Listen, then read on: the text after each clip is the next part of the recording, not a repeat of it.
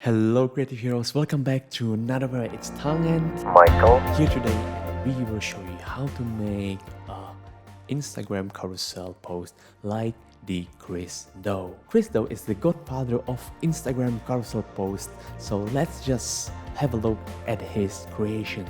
It looks pretty awesome, right? So let's just learn how to do it in Canva.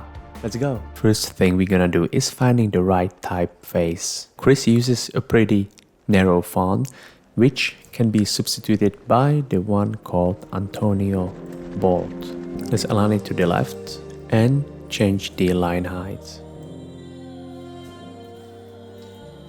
The next important style of Chris is the colors. Let's now pick the one that he uses. For the background, we will do the very light baby pink, and the text will get a nice red color.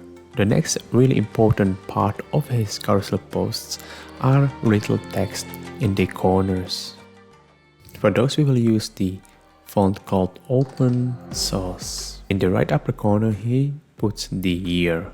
On the left upper corner he uses the name of his company, the Future, and on the right bottom corner he puts his Instagram handle and his name. And the very last thing that we can't miss is an image for the very first slide. We'll use this beautiful black cat just to illustrate how it all works with graphics. What we can do with those images in Canva is changing their color to the same ones that we already have. Alright, the first slide of our carousel post is done. Now let's go to this next one. Simply copy the small text on the first slide and pass it to the new one. Now we will add the copy for the post. Again, we will change its font to the open source. Let's make the text a little bit bigger and change its line height again. The slides right after the first one have different bottom texts, so let's change it. Notice how he uses the bold type for the important information he wants to highlight in the text. Let's make the bottom text even less big. The rest of the slides are basically the same format.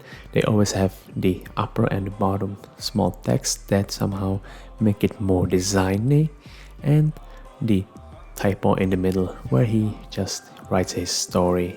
Yeah, you don't really need expensive and fancy tools to create posts that get thousands of likes. Another really nice looking color combination he uses is the olive green. Canva has such a nice feature that tracks the colors that we use within our graphics. So now I can just simply pick the light olive color, and for the text I will just go with that black green. The last combination that I would like to show you is the one that combines the green and pink. When the background is darker, he uses a white color for his corner text, so there is more contrast.